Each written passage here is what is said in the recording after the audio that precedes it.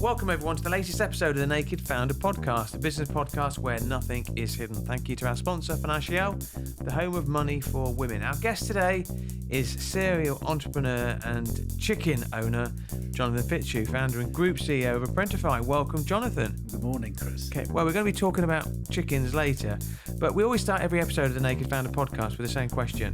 What didn't they tell you about founding a business that you wished you'd known at the start, Jonathan?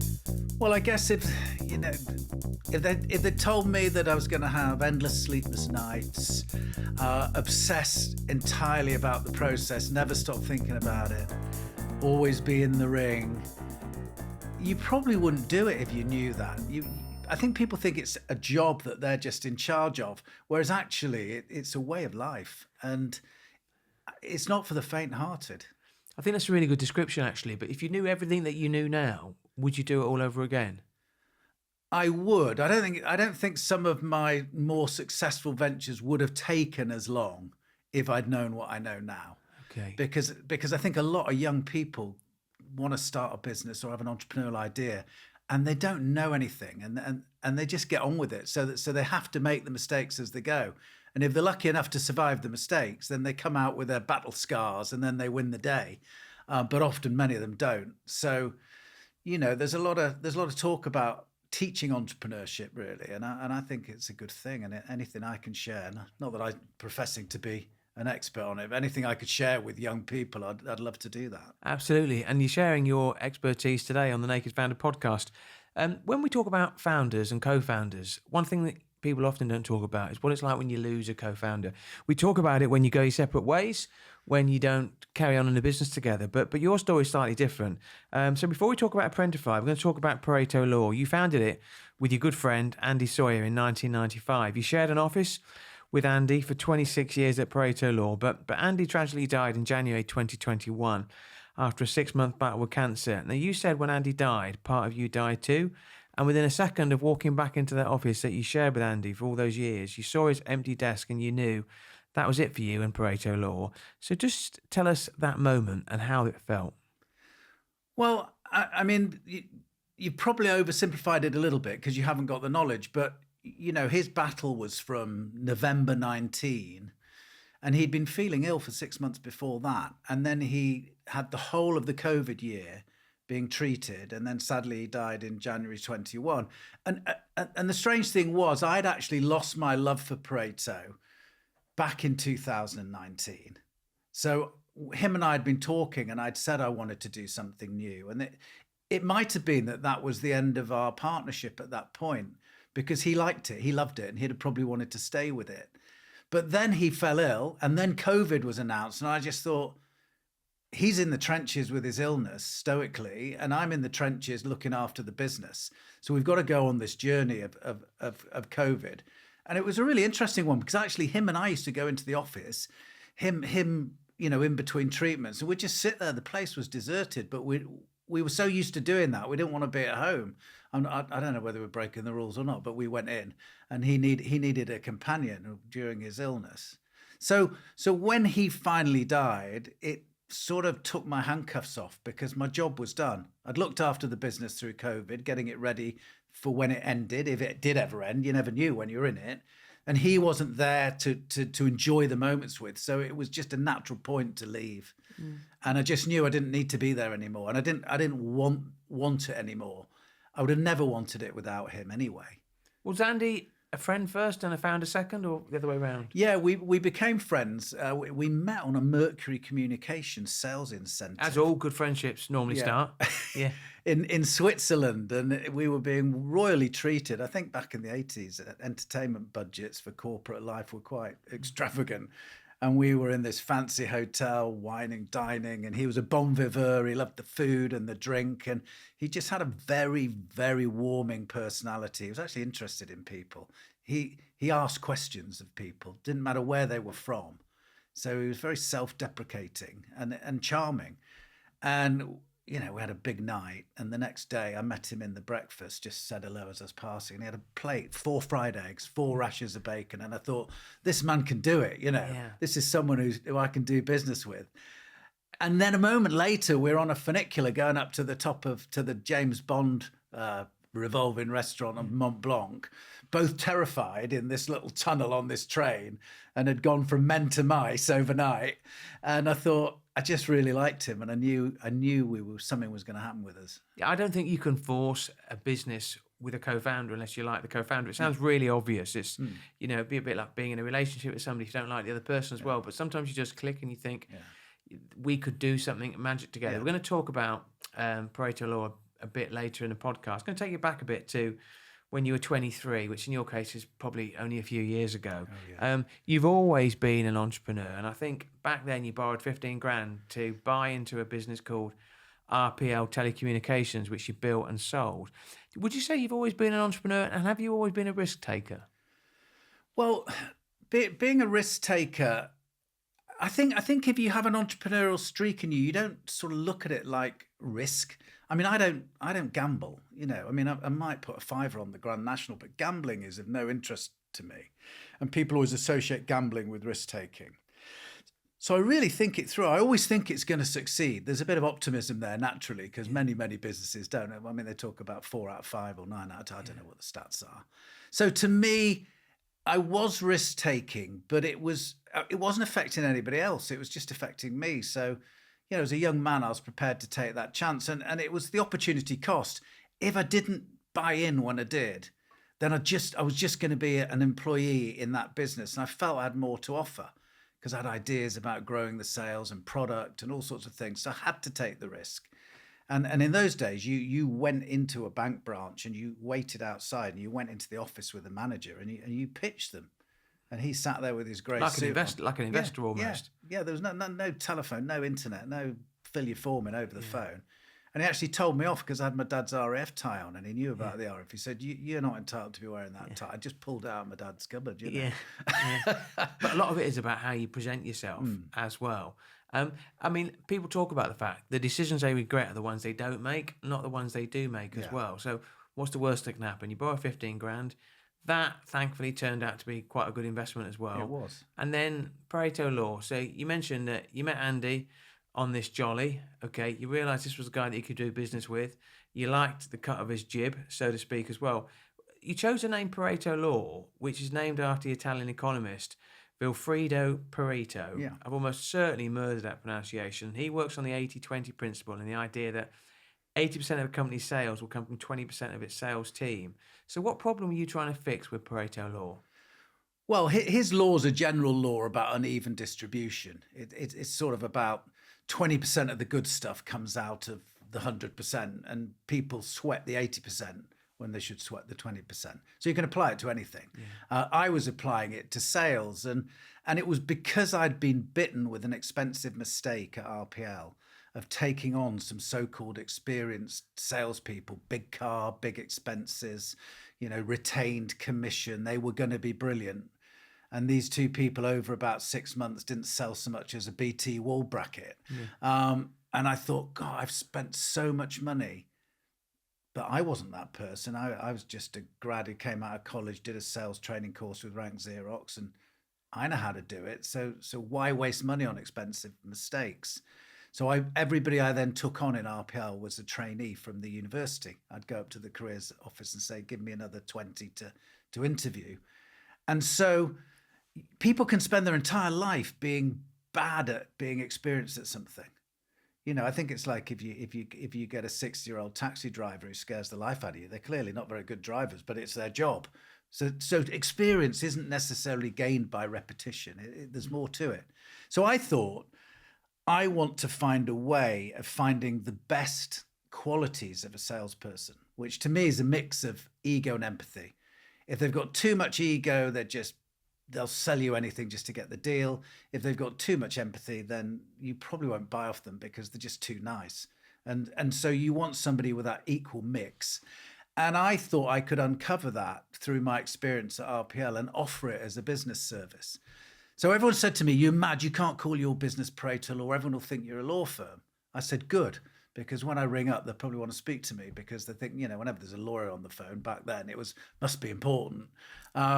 So there were lots of contradictions, family and friends, what you call it, that stupid name.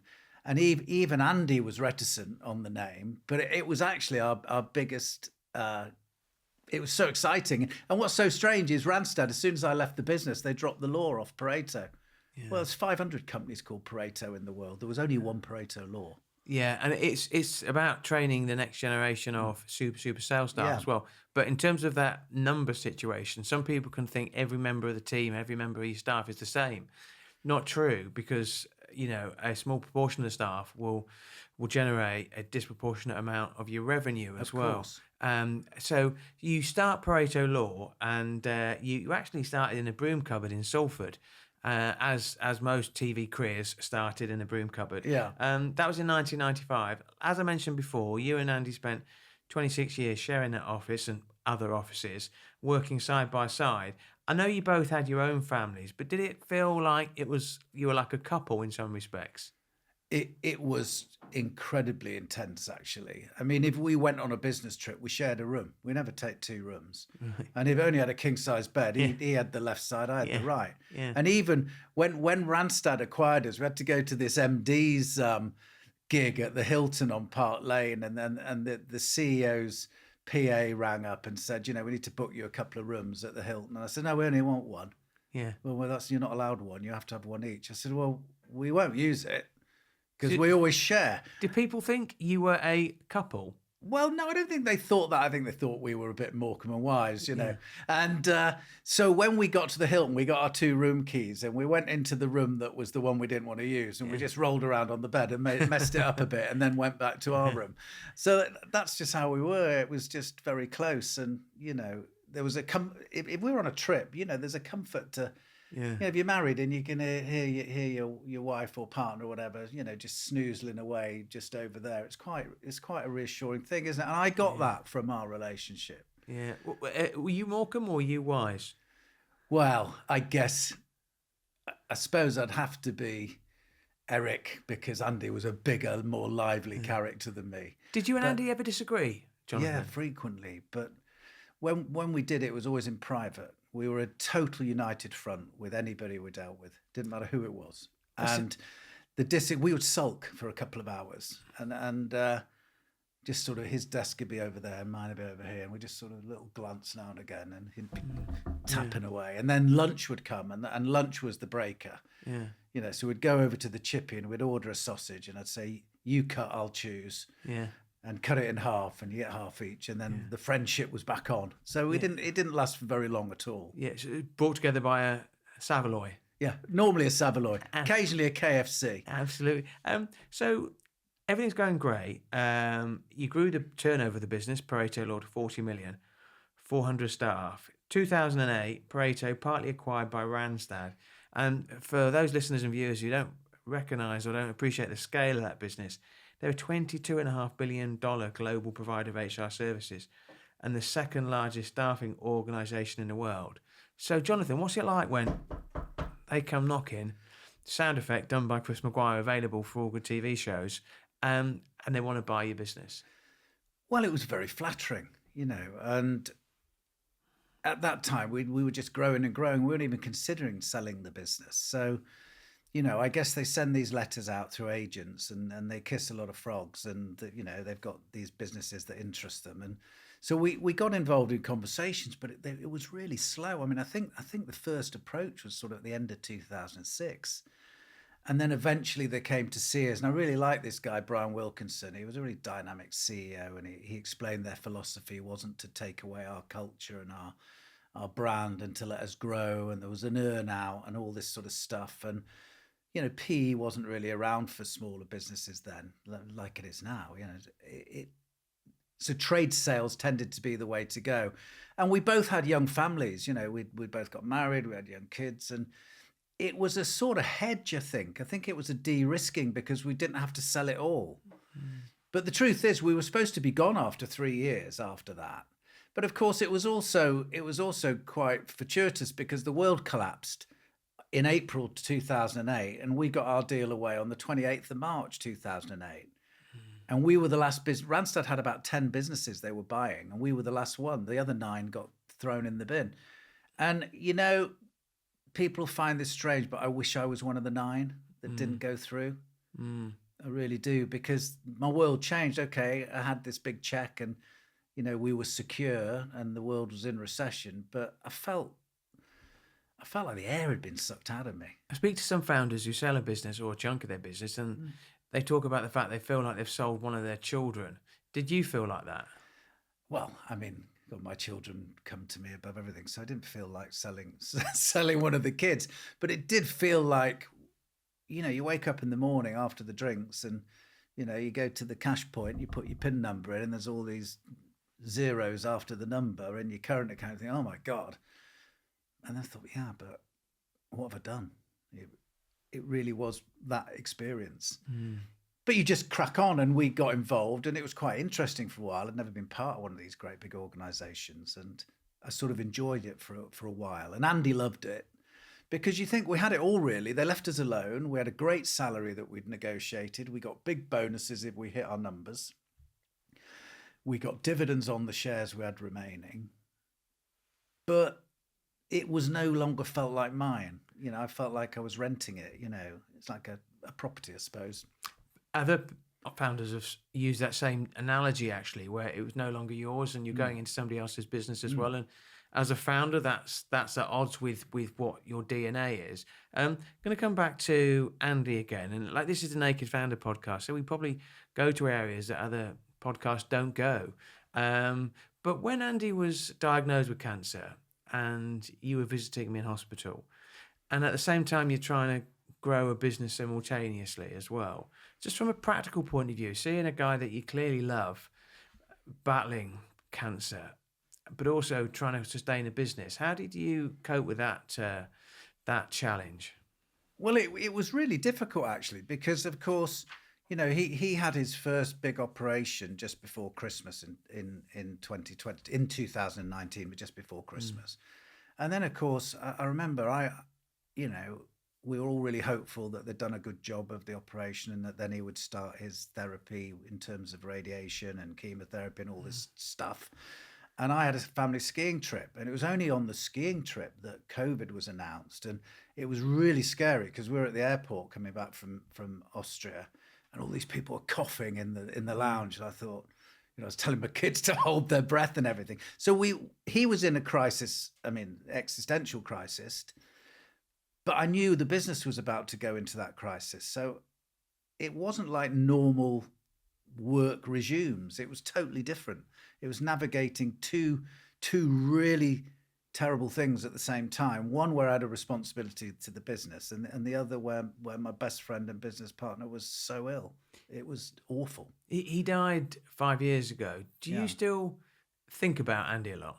Oh, every day, without doubt. And it's had a terrible impact on his family and loved ones, of course. And, I can't measure that for them.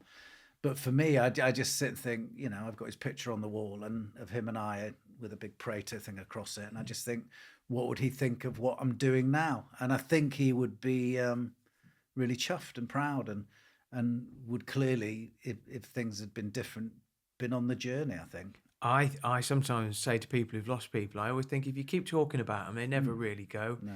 They're still there. So, okay, you talked about the next big thing. So Andy dies. You couldn't stay at Pareto Law. You ended up going again. You were only 59 years of age. 2022, you launched Apprentify. Did you know when you walked out of Pareto Law that there was still, work that you wanted to do? You weren't finished. Yeah, because the embryos of Apprentify were actually put in place before Andy was ill and before I left. But, I was contracted to another business, so it was dealt with in another way. It was my brother set it up for me, if you like, and he did all that. So I'd had an idea back in 2018 that apprenticeships were brilliant with the levy.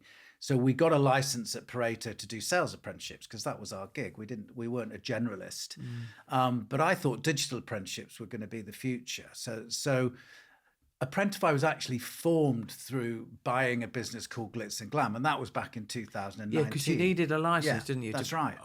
To operate and to offer apprentices. So you went down south, didn't you, to buy Glitz and Glamour? Yeah, the book was full. The ability to put in an application for a license had closed, and there was like 2,000 issued, and the government didn't say when it was going to be done again.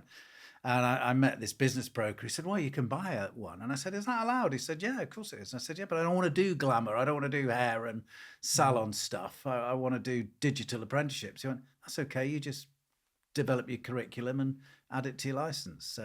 So that was going on in the background while we were both still at Pareto. And Andy wasn't as interested in it as I was.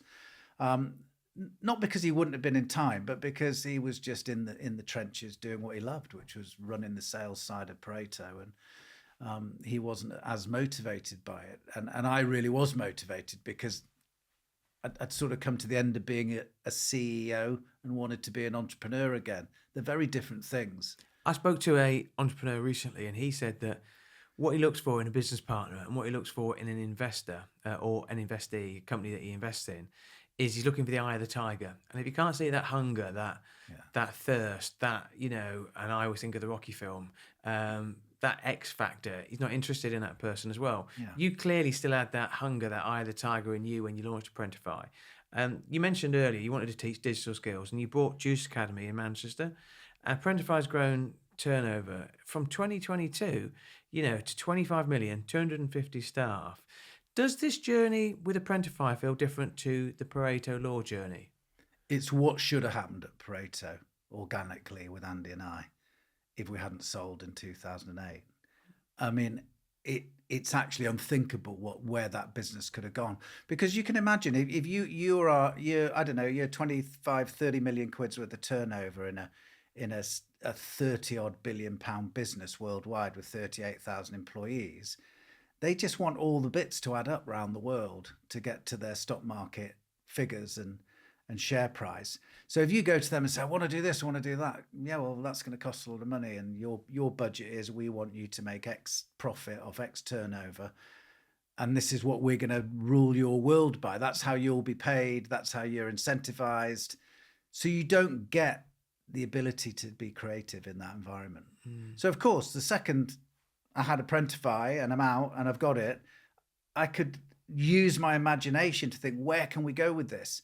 And I thought, well, I want a lot of the good stuff at Pareto. So we've, for example, which I don't think has come out in the notes we've discussed before, we launched a business called Flourish, where Sarah Skelton, who used to work with us at Pareto, is the MD. And that's doing a more up-to-date version of what Pareto represented. So that's an early talent business for sales, not concentrating on graduates. Yes, of course, it does place graduates, but it also concentrates on just bright kids. They don't have to be graduates. And that business is flying. Sarah started that with me 18 months ago. It's already a 4 million turnover business. She's got 25, 30 staff down in London, and it's flying. So that's the Pareto story there. But it's got all the other things. We've got leadership and management. We've got apprenticeships. We've got sales training. We've got digital skills. And of course, the emperor's new clothes for everybody is AI. Nobody seems to know what it's about. There's a few billionaires in the world who are all claiming that turf. But actually, for me, this is the biggest opportunity I've ever seen, because... Do you know what AI is? I do, yeah. How do you define AI beyond its literal translation? Well, leaving the literal translation, AI is just about using technology to improve processes for businesses that it's unimaginable, really. And every business can change how it operates using these processes. Now, look, the doomsayers say, well, that's getting rid of a lot of people. And there is some truth in that. But I think when there's an industrial change in any world, there are casualties and winners. But then when it settles down and people get used to the landscape, if I was setting up an Apprentify again and saying, how do I go from 0 to 25 million? I would already know at day one that that's probably going to need 150 people, not 250 people, and that those people are going to need a different set of skills. So if you leave the tech side of AI, the large language models, the huge data centers, the energy required to run it all, to those really specialist people and say, what does it actually create? Well, in our Netcom business, every learner has to fit, let's say 15 ticks so that they can go on a free government funded course. So, you have human beings ringing them up saying, have you got a passport? Have you lived in the UK for 3 years? What's your postcode? Are you unemployed? Have you got maths and English? Have you got a computer to do the course?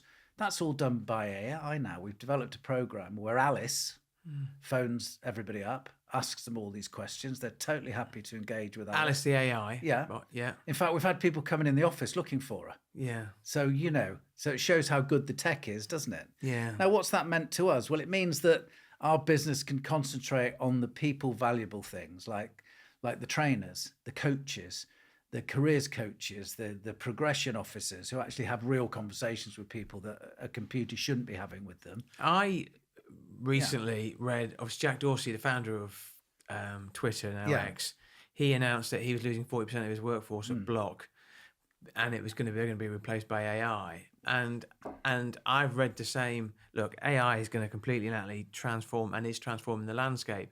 But actually, if you believe you've got no place in the world because of AI, then you've got no place in the world because of you.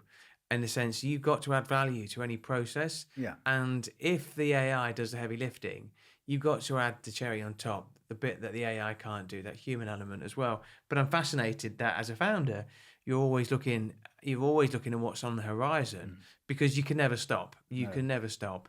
I was going to ask you about, about your advice. I mean, this is the Naked Founder podcast. If you had to offer advice to anyone thinking about founding a business, what would your top tips be?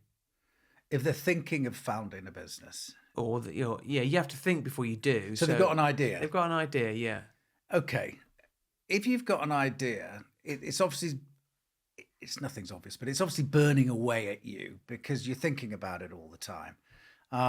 We use the analogy, how does somebody write a book or compose a piece of music? Well, you've just got to sit down and do it, haven't you? If you've got the ability, everyone's got a book in them, but if you don't actually sit down and pick up the pen, it's never going to happen. So a lot of it's about action. It's don't sweat the idea. The idea, it will evolve as you go on the discovery, and it doesn't have to be a unique idea. Leave that to the real, to the Bill Gateses of this world or whatever who've come up with these amazing things. Being an entrepreneur isn't about that. It's about taking something. It can be somebody else's idea, but it can be your twist on it, your spin on it, your take on it. So you've got the idea, you've got to evolve it. It's about actually doing it. You've got to do it. And that's when the trouble starts, because that's when your mum and dad go, oh, you shouldn't be doing this. You should be a lawyer, accountant. You should be getting a proper job. And your friends go, that's a crap name. Is that what your parents said to you? Well, they knew I was a maverick, Yeah. from when I got kicked out of boarding school. So that they knew I was never going to listen to them. So they weren't so bad. What did you get kicked out of boarding school for? Rebelliousness. Rebellion. I didn't want to be there, so I had to engineer it to get kicked out. But it's funny because your brother retired. Yeah. And is very happy in retirement, whereas you're a serial entrepreneur, serial founder. You're never. I don't see you as somebody who's going to sit on a beach with sand between your toes, reading a book all the time. No. Although, look, let's not be unfair. My brother, he founded 2 businesses, and he probably felt that was enough for him. And 2's not enough for me, but he's still been great success with that. But yeah, you've got to have the itch that needs to be scratched all the time. And I would say to people, really think about the opposite side of what starting a business and being a founder or entrepreneur is. The other side is calm. Are you calm? Going home. Are you calm? No. Going home, relaxing, taking your sport, your passion, your pleasure, your social time, switching off on Friday evening, not having to switch back on till Monday morning, not sweating what goes on in that world of who's running the business. So that's a lot of nice stuff you can do if you don't do it. And that's what most people do. So I find that the weekends are, I switch off almost less at the weekend. Yeah. Because I'm always thinking, and I'm always want to do more and do better. And I genuinely envy people who can turn the phone off and just completely relax. Absolutely. I can't do that.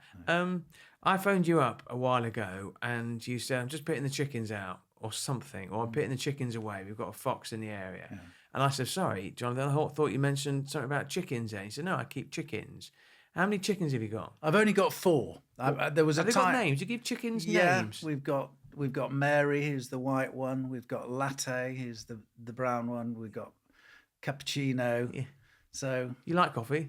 yeah, I do actually. Yeah. And I mean, they just supply you with eggs? Is that what they're there for? Well, you know what? We don't really eat a lot of eggs, so I give them away at the office every day, and people go mad for them because they're organic, free range, happy chickens, and every day I give them a little box of eggs, and because they collect up in our house, and people love them. How do you know a chicken's happy? If it gives you an egg every day, it's happy. And you get one egg per day per Well, chicken? you don't. I mean, they say a really good layer will give you 250 a year out of 360 days because they switch down in the winter when it's cold. And why do you keep chickens?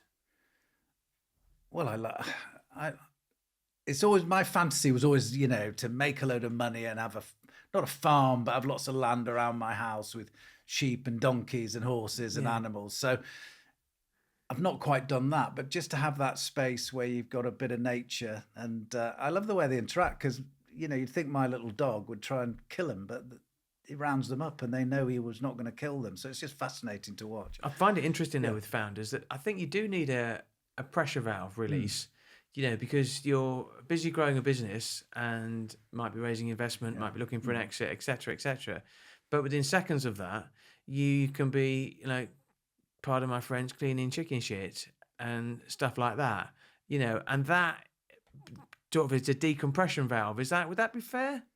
Yeah, I mean, I've become a bore with Lego this last few years. I make these really intricate models that take hours and hours, and I guess that is the closest switch off. Because let me tell you, if you just put one place in the wrong place and then you assemble the thing, it doesn't work, and you have to reverse engineer. So what have you made out of Lego? I've made a 4,000 piece Ferrari Daytona. Right. Which is massive. I've made the jumbo jet that carries the space shuttle. Yeah. I've made Concorde. I've made a Porsche Cabriolet. Is that because whatever you do, you're a builder? Literally. Well, I'm rubbish at DIY, so everyone finds it incredulous that I can do this Lego, but there's something about it that means I can do it. What's beautiful about Lego is Lego was a thing when I was a kid, and it's a thing now when I'm 53 now as well. And that's the beauty of a business that's evolved and developed and found new markets. We always end with the same question, actually, which is on the Naked Founder podcast. There's a tradition in the US where the outgoing president will write a letter to his or her successor, and he or she will offer advice. What advice would you offer yourself on day one, or to any other founder on day one of a business? Well, I wrote a little letter. Shall I read it out? Please do, yeah. Because I thought that would be the easiest way of getting it right, if I can find it here somewhere. Is it less than 10 pages, or? Oh, no, it's not. It's half a page. Okay. It goes something like this. Dear Jonathan, the journey you're going on is not for the faint-hearted. In fact, you're crazy. Don't do it. Relax. Get a good job. Take care of your body and mind. Leave the office behind you at the evenings and weekends. However, if you do it, obsess over the problem you're solving, prioritize sales and customer activity over everything else. The service or product will evolve over time. Always execute over ideas. Hire for personal traits, not experience. Don't be scared and lowball your pricing. And remember, your sales forecast will always be over-optimistic, and your costs will sneak up on you and kick you hard. So cash is king, look after it. And in the land of the blind, the one-eyed man is king. You just need to be a little better than your competitors. That's a really good letter, actually. Really good letter. And thanks for taking the time to write that as well. Yeah.